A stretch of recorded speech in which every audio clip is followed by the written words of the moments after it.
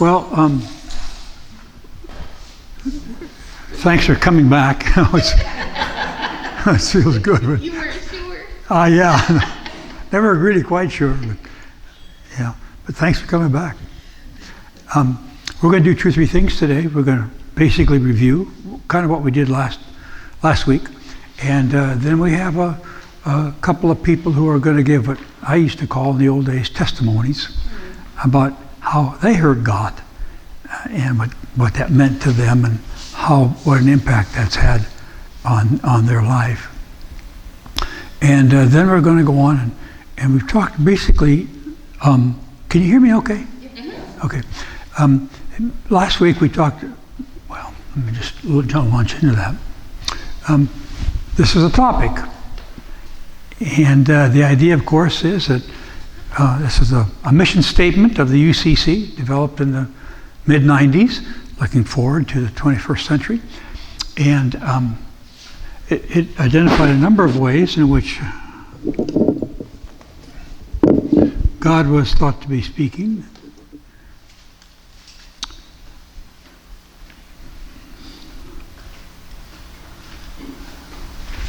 And we listen for a still speaking God, and in what ways is God still speaking? Through a variety of ways, as you can see there, different kinds of ways.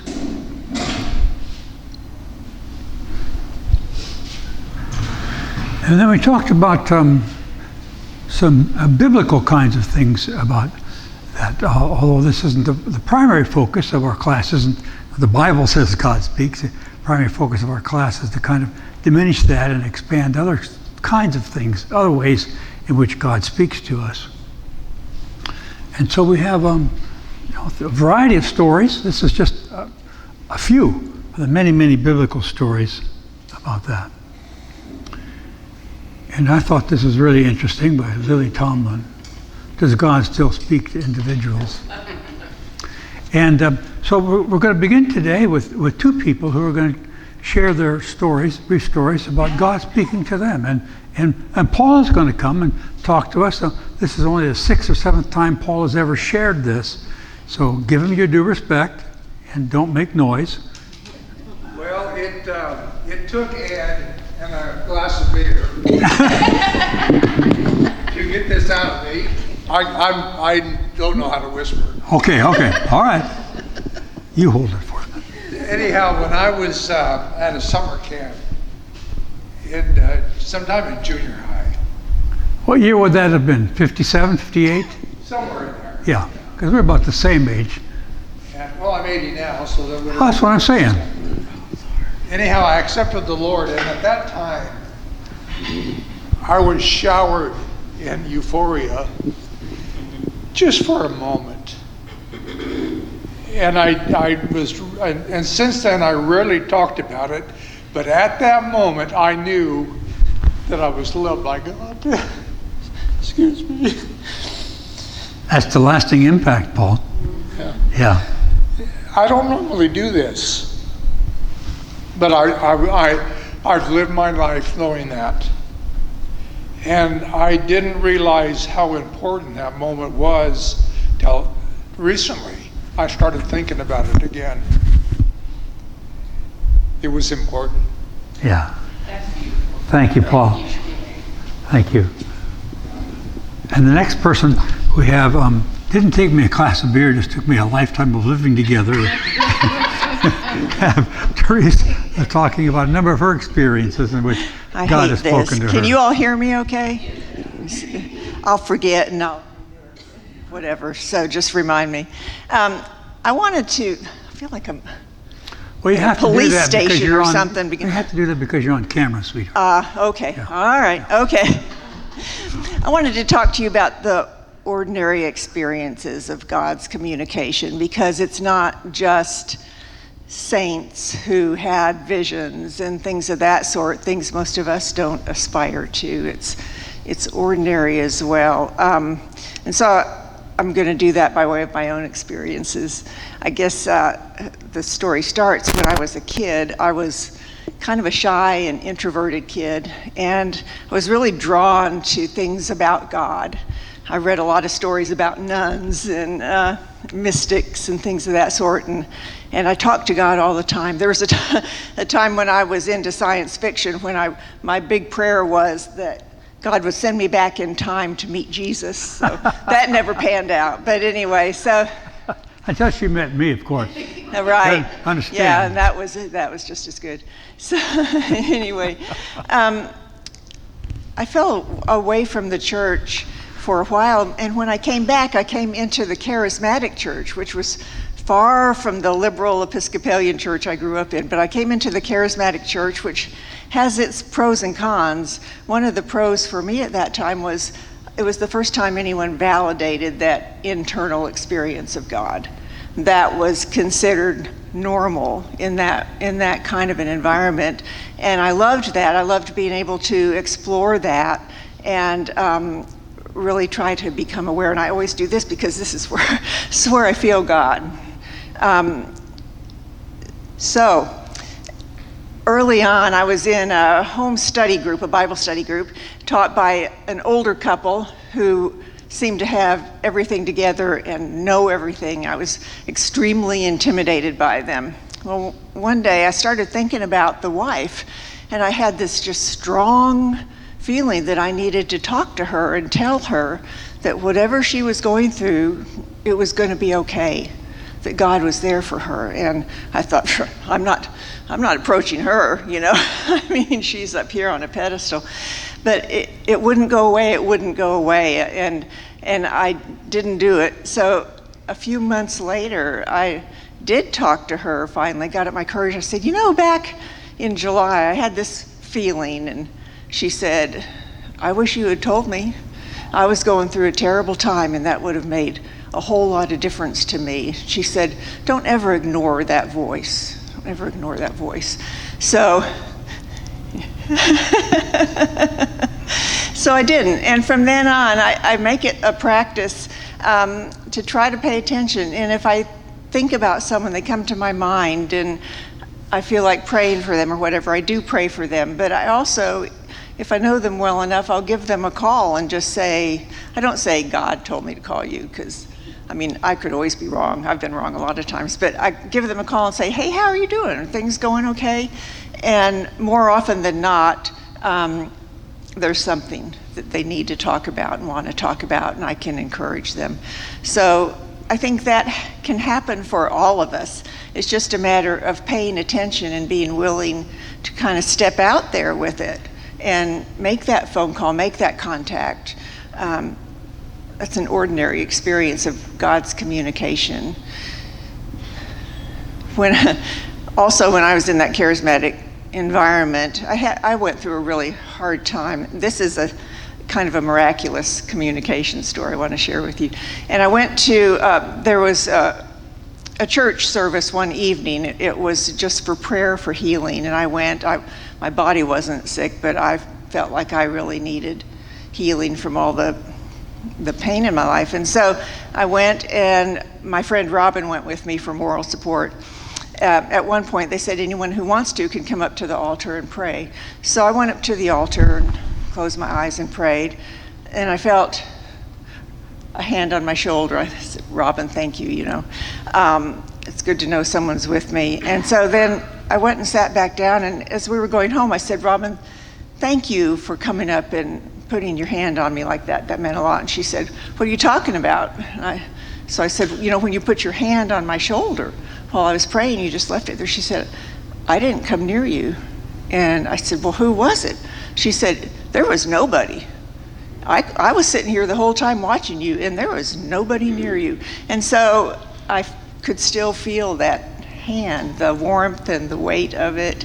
I can still feel it today if I think about it. And like Paul, that meant everything to me. It was a one-time experience, but it really reassured me that God was there for me no matter what. And I've thought about it many, many times since then.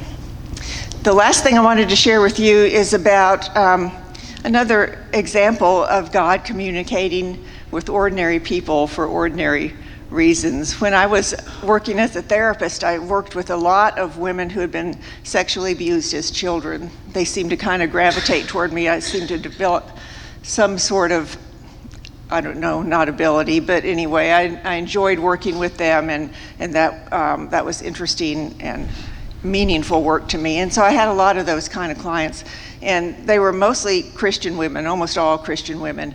And inevitably, at some point along the way, I would hear the question, why did God let this happen? I mean, that's a pretty normal question, right, when you're abused as a kid. A lot of them, it took a long time to even get up the courage to think about challenging God.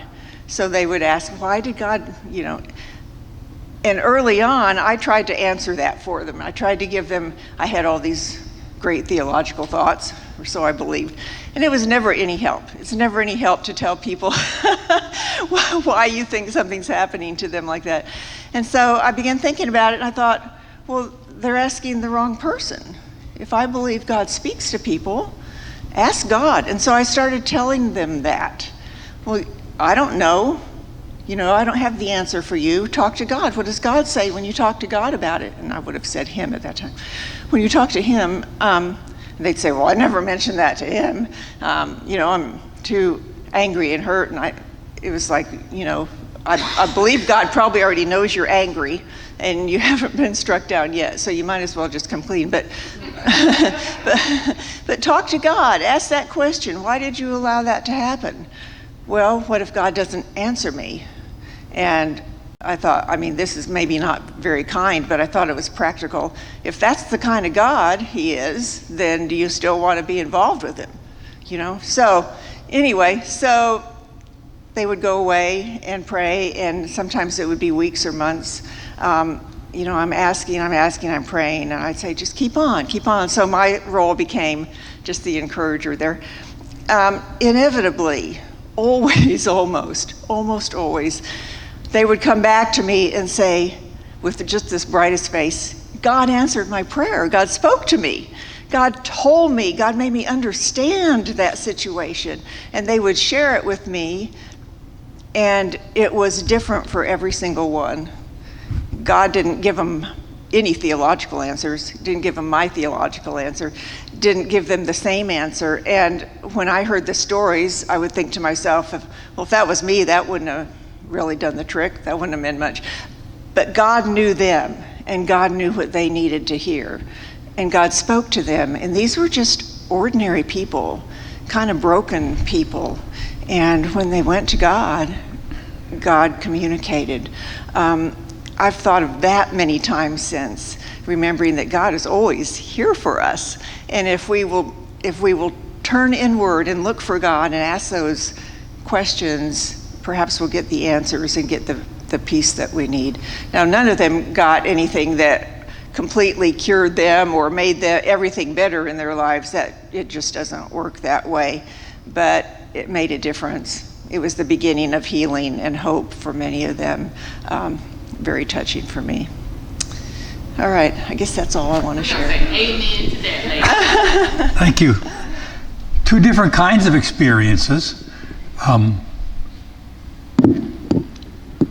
in which the memory of God as speaking is palpable, and they remember that, and it's been meaningful to them. And yeah, oh, sure. I would just like to say that when I went home last Sunday, I told Paul that you had asked him to speak, and I said, what are you going to speak about? and he told me, and he said he was totally enveloped. Try to hold the mic still when you talk. He was totally enveloped in a feeling of warmth. Yeah. Which he didn't say today. But that was one of the things we were talking about last week, was having a real physical experience.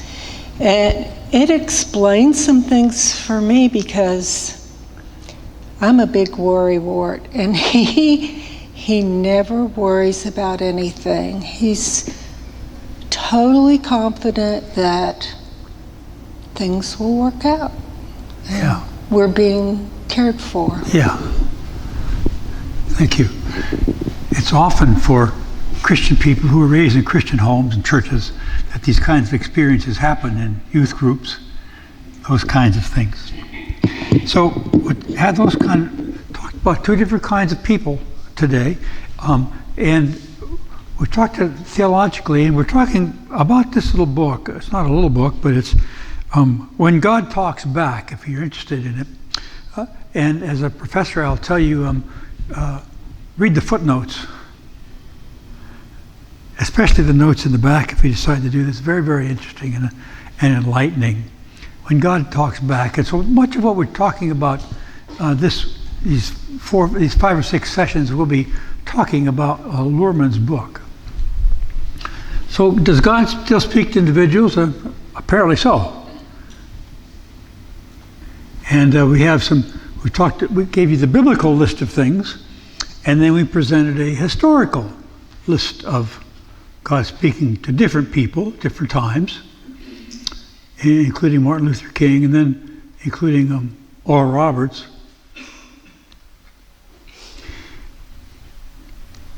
So we talked briefly biblically about some things and historically about some things. I wanted to kind of set the comments where we go from here on in a theological orientation. And the first one is that God loves and interacts with all of creation. If you're interested in reading more about this from a scientific and theological point of view, you might look into the Divine Action Project, sponsored jointly by the Vatican and the Center for Theological Studies at Berkeley. A whole 5 or 6 really comprehensive volumes that talk an awful lot about this. How does God interact with us, and how does God interact with all of creation? One of the things we see there, as we might experience, is that God is always pouring God's love out into the world. We're experiencing that. All of nature experiences that. That's a theological presupposition. Another one is a divine human interaction is central to God's involvement with humanity. When God interacts with humanity, it's a divine human interaction of some kind. And as Paul has pointed out, and as Teresa has pointed out, we experience that physiologically, cognitively, physiologically. Teresa here at her tummy, other people in other places. Paul all over his body, enveloped in a warmth. The next one is Bolden, not because I want to emphasize the big terminology there of pneumatological imagination, but simply because we're going to come back to this often. This is remember, we talked in Tanya Luhrmann's video last week, she talked about a theory of mind, a way of thinking about things, a way of imagining things might happen for other people, in other people's mind, a way of things might happen for us in our mind. And so here we have the pneumatological imagination, which is an imagination in which the Holy Spirit might interact with us. And this facilitates this recognition, a divine human interaction.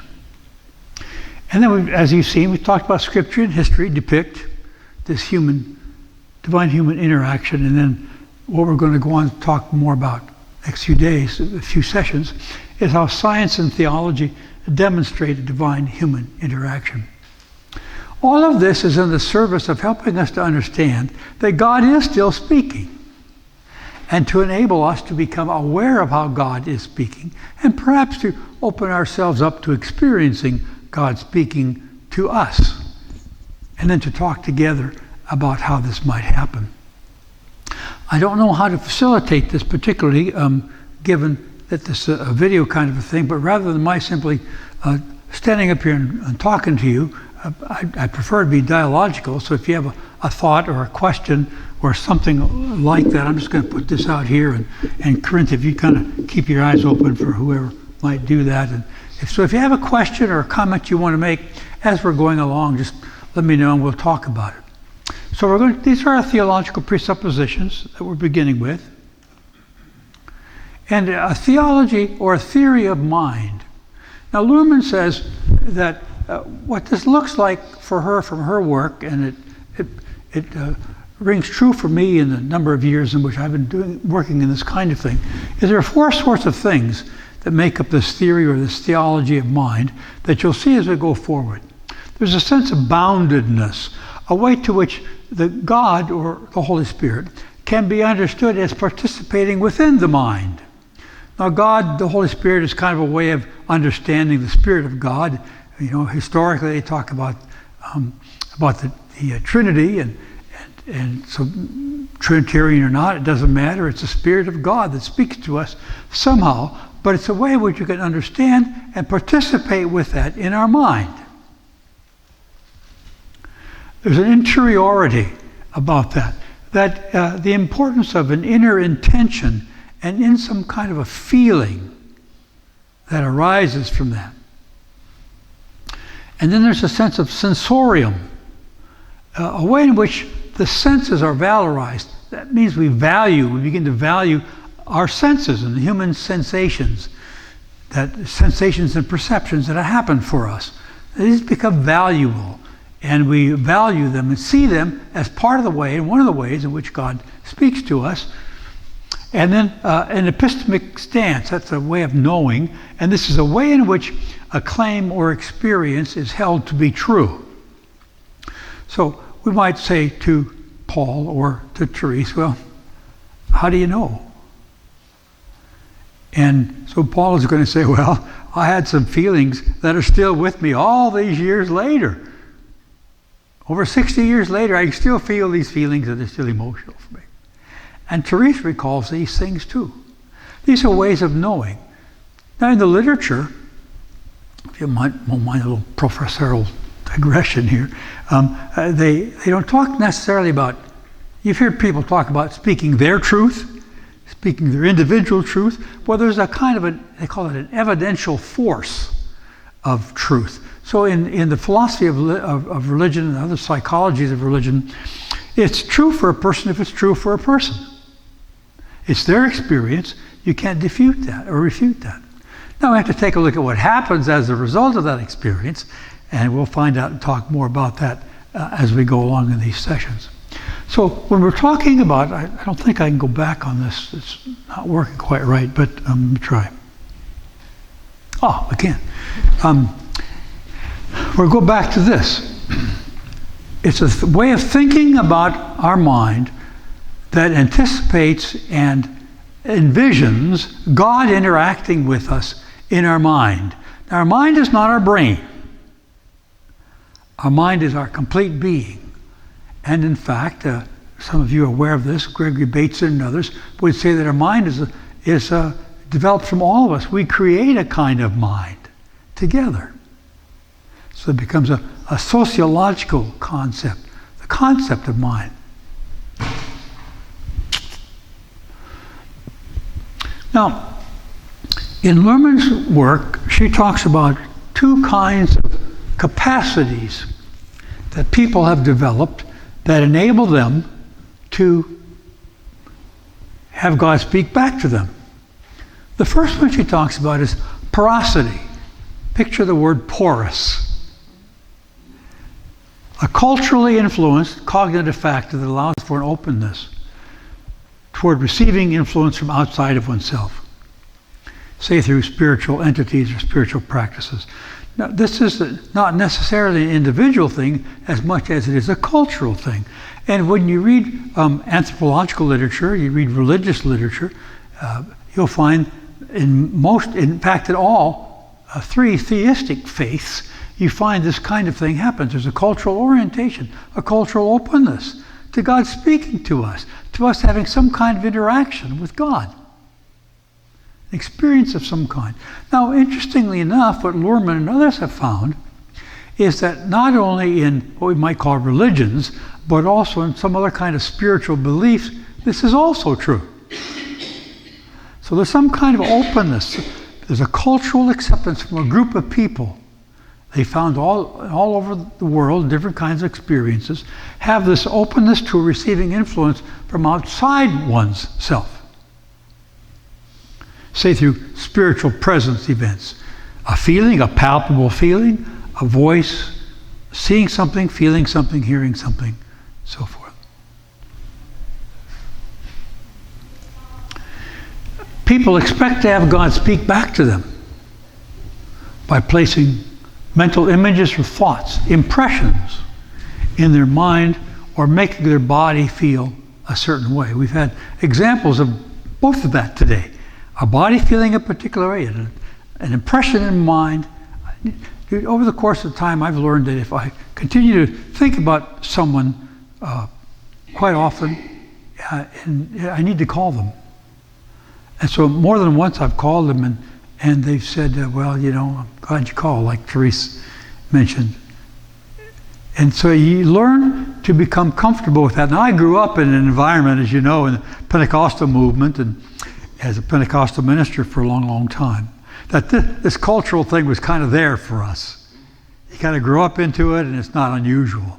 But if you're not in that setting, it becomes kind of unusual unless you think about it. But if I were to talk to each of you individually, at some point in time, you would say to me, at some point in my time, Ed, I've had this kind of an experience.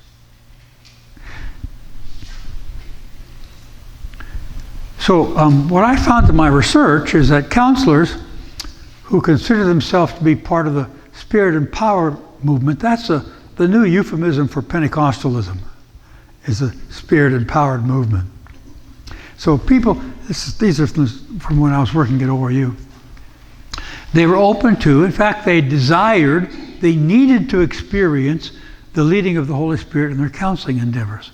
There was a porosity that came in that environment, a kind of cultural expectation.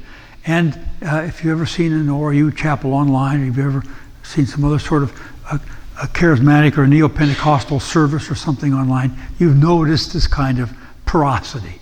And it's a little off-putting for people who aren't aware of it, or people who don't realize that it's a pretty common thing.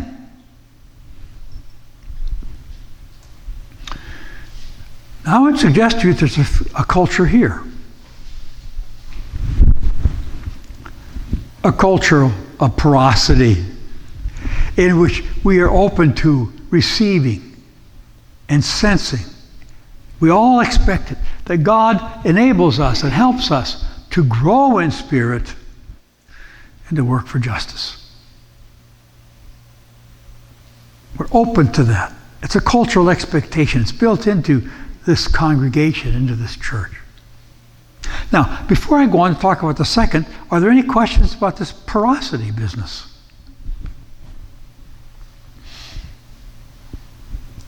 And I'd like to expand on Just hold it over there for me. why I didn't talk about it. Oh, please do, Paul. I didn't because I grew up in a very evangelical background.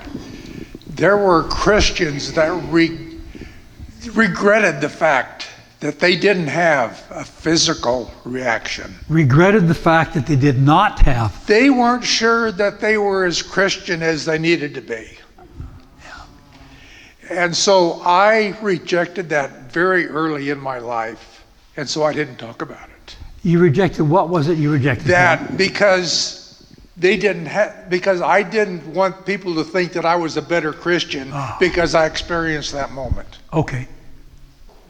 Okay. And you may have witnessed it being a Pentecostal. Yeah, a lot. Yeah. I married a Catholic and didn't talk that way at all. No, most of them didn't. Some did. Yeah. Yeah. Are you done? Yeah. Okay. In fact, early on, I was part of a Catholic charismatic renewal movement on Oahu. And so there was this kind of openness there, but not everyone was experiencing that. And the other questions or comments about this whole idea of porosity? There's a cultural kind of openness that prepares us, that enables us to sense, to receive, to hear, to feel the presence of God, the presence of the Spirit in some way. Well, the second thing that Luhrmann talks about is this personal sort of thing called absorption. Now, whereas a porosity is a cultural expression, absorption is an individual within that porous environment, who is capable or has personal orientation, a tendency to be engrossed in sensory or imagined events. Now, this doesn't only have to be religious, you understand. All kind of events. Some people feel things more deeply than other people. And they sense them, and they're aware of them more deeply than others. But in the religious sense, we're talking about people who hear God speaking to them demonstrate this personal orientation. As I've mentioned, the psychological literature, in talking about personality theory, one of the 5 main factors of personality theory is called openness to experience. More likely to be, oh, okay, let's try this. Let's do this. I don't know what this is, but let's feel it. Let's become aware of it and openness to experience. And the interesting thing is that people differ in their ability to be open to these experiences, to have this kind of absorption. Not really quite sure why that is. Some of it, as you see, is practice. Some of it is they don't have a procedure or method they've used. Other people that may not be a part of that culture, but there's this sense of absorption.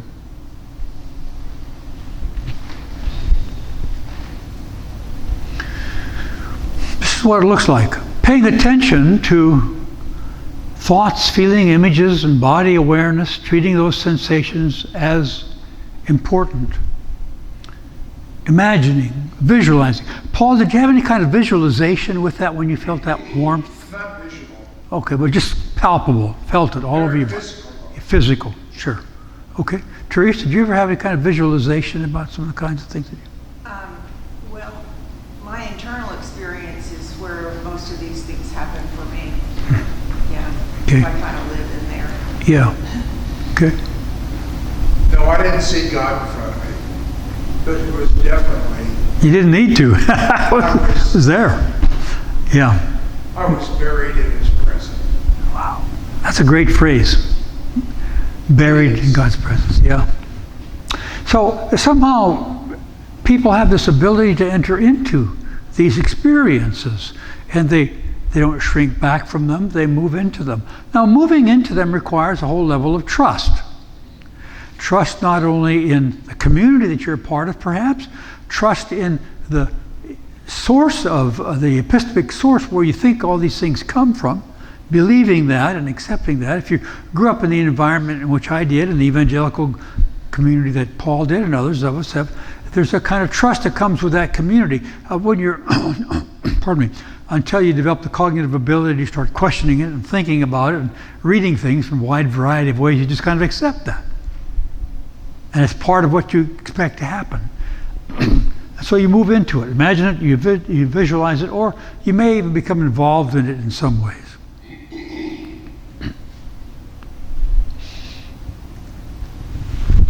Now, again, my research from at ORU, counselors who consider themselves to be part of this movement, this is not only people who are at ORU, but these are people from all over the country. Over 200 people, different groups, different religious groups, different ages. They saw things, words or images. And one of the most interesting one was a fellow would see words going across in front of him like they're on one of these message boards, you know, they go across, and like you see at the basketball games or whatever, and he just kind of see that and read it off. I mean, gosh, that was the most unusual thing I've ever heard, but that's what he did. Other people have visual images of God in other kinds of ways. They heard things, words, phrases. There's some controversy about whether you hear the things inside of your head or you hear the things outside of your head. It's thought that if what you hear is outside of you, may be more related to a mental illness as opposed to inside. But yet people have heard what they perceived as God speaking to them externally. One story in Norman's book was a woman driving along, thinking about some things, and in which she heard a voice from the back seat say to her, "It's going to be okay." Or they felt things, a calm presence, a warmth, an overwhelming sense of calm.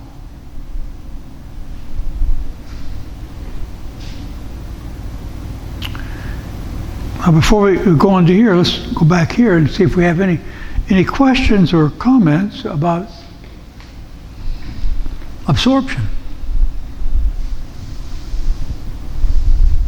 Please, Dean. Yeah. I can talk loud. Yeah, I know you can lock up, but you can't get it on the videotape. Okay. Yeah. I know you've done or looked at some of the research. Is there any difference between men and women? I would think women would be more open. Yeah. Generally, that's true. It depends, but it depends on the society. It depends on the culture. When you read the literature, you find there are some cultures in which men are more open to this kind of thing because it's expected of them to be more open to these kinds of things. In a culture where women are encouraged to be more sensitive than men, so to say, then women are oftentimes more open to this kind of thing. Yeah. Other question?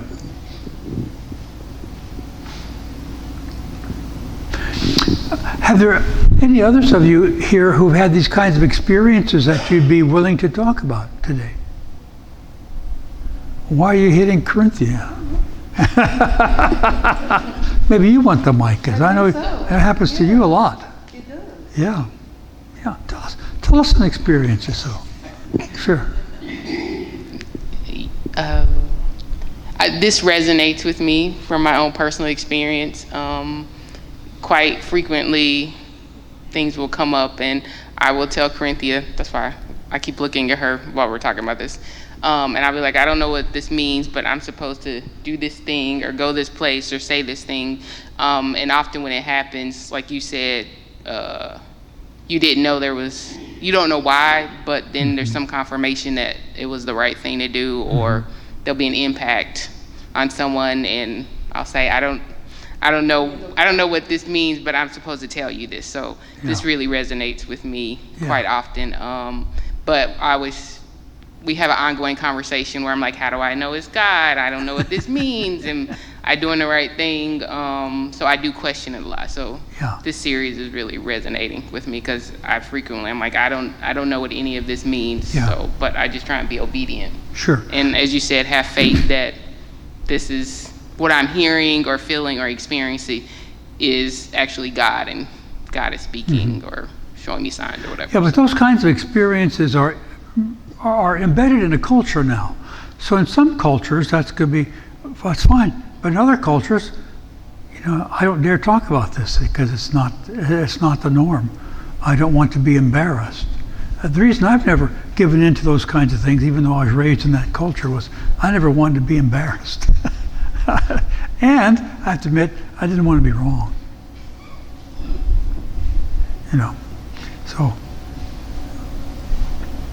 another question or comment? Oh yes, go back to, Thanks, Ann. I'm glad we're having this because I've had a lot of experiences good. actually. But the one I was going to tell you about was years ago. I was depressed. I've been depressed before.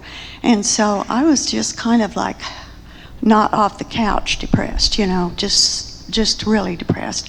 And so I don't remember the exact time of this, but I don't know whether I dreamed it or whether I thought it or whatever. Hear this? I don't know whether I dreamed it or I thought it. Go ahead. But anyway, this word, and this word, walk. And I thought, walk? What does walk have to do with anything, So I politely ignored it, of course, and it just kept coming up. Yeah. And I thought, well, I don't know what this means, but I think it means I need to move, I need to get out, I need to do something. And so I did. And of course, I had other things happening, but it improved. I improved. Mm-hmm. And every time I think about God, I think about walk, and and I have a lot of examples. I grew up in the First Methodist Church here, but when my friends went to First Baptist, I went to First Baptist. When my friends went to Assembly of God, I went to Assembly of God. Or wish we say thanks be to God. So, this is familiar for me. Yeah. I'm a little familiar with it more than some people are. Yeah. And another thing that I thought about on the porosity or the absorption, I don't know, is that perhaps we're more receptive when we're going through a difficult time. Thank you. And I think that I am more receptive, because sometimes when things are going good, you're just plugging along. But then when you hit a big obstacle in the road and things aren't going well, then you go, oh, hello, God, it's me again. I know we haven't talked in a while. So anyway, that's one of my stories. I could go on and on, but I won't. Thank you. Yeah, thank you very much. Yeah, they're all, as I mentioned last time, sometimes there are just, we call them thin places. Thin places which perhaps have been developed over time because of our ability to enter fully into this experience. Sometimes the thin places are created by adversity. They're created by all different kinds of things. And in those thin places, we turn to, if we're of a Christian or church family, we turn to what has appeared to work for us in the past. Teresa and I are quite aware right now of a situation in which a young fellow raised in a Methodist family has found over time that he couldn't turn to his faith. He turned to alcohol and drugs. And now he's in a pretty bad place. Now, all of us know those kinds of situations. So in a thin place, you turn towards something that you find to be helpful. And sometimes it's only when they come to the bottom of themselves and they admit, I can't do this in myself, I have to have my higher power help me, that they're at a thin enough place where they can enter into this experience with God of some kind of a way. Yeah. Any other question? Yeah. Yeah, I wanted to make a comment about what, about Corinthia saying, how do we know this is God? Because I think that's a really valid question. And if you haven't been around this, it seems weird. And if you've been around churches that embrace this kind of thing, you've seen a lot of abuses. People that use it just to, like Paul said, kind of puff themselves up and, well, look at me, God speaks to me, I must be better than you, or something, or try to get into your business by telling you they have a message. So all kinds of abuses and things. So I think it's important to ask that, and it's important to not be afraid to go forward, though.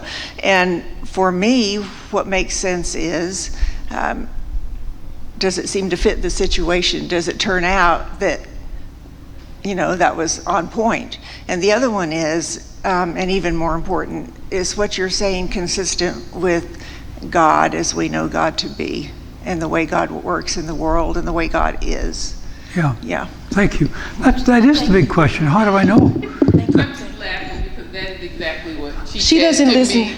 She doesn't listen to me because she's like, well, what if it's really me and I'm just trying to make myself feel better, or I don't like you said, if it fits the situation, you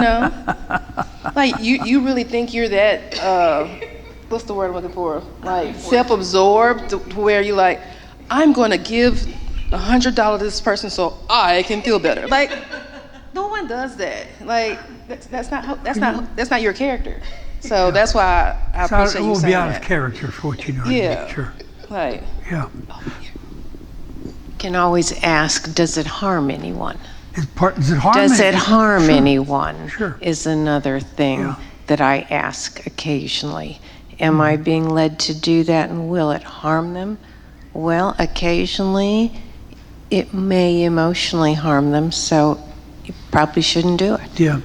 You guys are talking about something that we're going to move ahead into next week, and weeks after that we're going to talk about how do we know that this God, discernment is the big word there. How do we discern these things to be true? Yeah. Let me show you kind of the way I envision this. You notice I've had this beautiful green stream kind of going throughout the slides, and this has been a revelation for me, and just in the past couple of years. In my background, I used to imagine that it was interventional. God up here would interact with me in my mind. Somehow this is a mind, it's an ear, it's an eye, etc. Okay? That was from outside in. And what I've come to believe now, as evident by that green stream, is it is, as the Lutherans say, it is in, through, and under the person. It's theological presupposition. If you believe that we are made in the image of God, if we're created by God, there's a spark of God in us. In fact, God is in us. God is in all things. Panentheistic is a way you talk about that.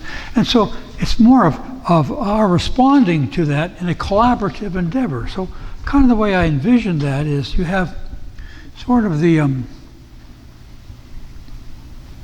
we'll call it the lure,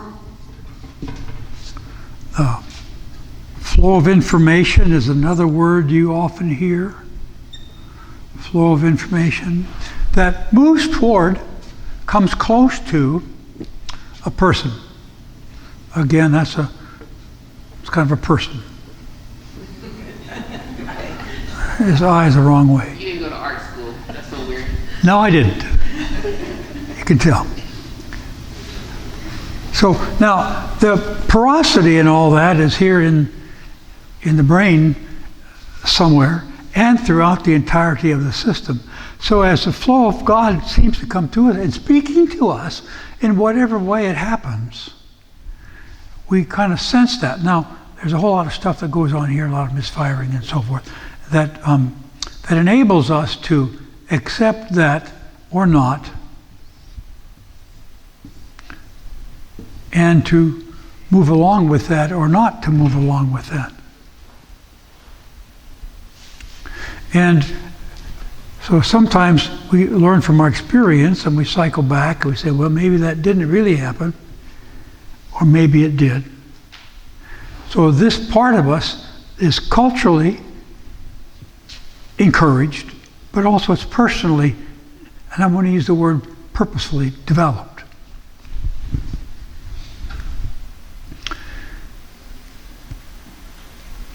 So how do these capacities develop?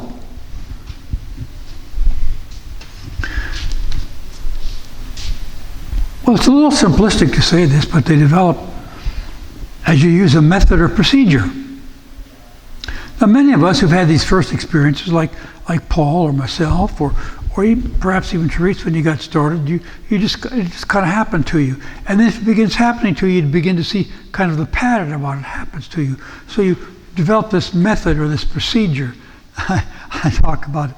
It's really funny now, and I don't mean it to be, I don't mean it in a pejorative sense, but when I was a kid growing up at youth camps, we knew that we could experience the presence of God if we got our antenna up. Have you ever had in a church setting where you did that? Yeah, you had to get your antenna up. When your antenna was up, God somehow came down into you and you experienced this experience that you had. So it's a method, it was a procedure. But there are all kinds of methods. And next week, Ken Cox is going to talk to us about Ignatian spirituality, Ignatian companioning, and how God speaks to us through those processes. It's a method. But just having the method or the procedure isn't enough. You need to practice it. And like most things, the more you practice, the better you are. There have been some things that I taught and that I was taught and I learned about the Pentecostal faith that I never really practiced very much. And I never really became good at it. And I lost interest in it eventually. In fact, some of the literature now says that many of the mainline denominational churches have kind of lost interest or lost an emphasis on some of the distinctives that they had at one time because they haven't kept them up. They haven't found helpful and non-intrusive ways to encourage them along. So we practice talking to God like you're talking to a friend. Lerman talks about how people would set out a cup of coffee for God. She talked about people who'd go on a date with God. That was not unusual down at Oral Roberts University. Yeah, it is funny. It's hard to take, but down at Oral Roberts University, we used to hear people who would do that. Women who would, they wouldn't have a date on Valentine's Day, so they'd take God out or something, you know. It's a way, it's a procedure. It's kind of weird. Nothing that we would do, but it's what they did, and it seemed to work for them. We talk to God out loud. Some people do that quite regularly. Some of them in a derogatory way, using language that you might not want to use ordinarily. Or you can talk to God in your mind. The point is that while you're in a culture that has an openness to the Spirit of God, particularly in our group, to hearing from God through the elements that need justice, we see need to be justified, through the elements of which we can grow in spirit, and what that might mean in terms of hospitality to other people, or to involvement in the kinds of things that are important for us in our earth. You have all kinds of things going forward. You have a creation care group here. You have a feeding the day center, people feeding homeless there. You have people who are involved in creation care. You have people who are involved in going forward in disability ministries. All these kinds of things are opportunities for people who are involved in a culture that encourages an openness to hear God speak to you about particular kinds of things that you may or may not do. And then you have a personal absorption of that. Some of you will do more of that than others. Some of you feel more deeply than others. But going forward next week, we're going to talk about a particular method, particular approach to hearing God. So before we end for today, are there any other final comments or questions we have? Ken, do you want to give a brief preview or overview about next week? Ken Cox. Yeah, we're going to cover a lot of what we talked about today. If we accept this premise that God is still speaking, in my mind anyway, that raises a lot of questions, like how? How does that work? How do I know? So I've had the opportunity to work with a lot of people over the last 10 years. So I'm going to share some of my observations from others about how that worked with them, and then I would hopefully we will all continue to discuss, just like we have today, our own experiences, and maybe explore some ways in which we might be able to maybe turn that volume up a little bit. Sometimes it's kind of hard to hear, not hearing. So some practices and things that might help us. Thank you.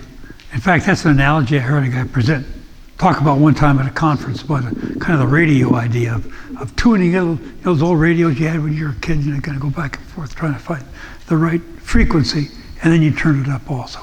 Well, God be with you this week. I would encourage you to be sensitive.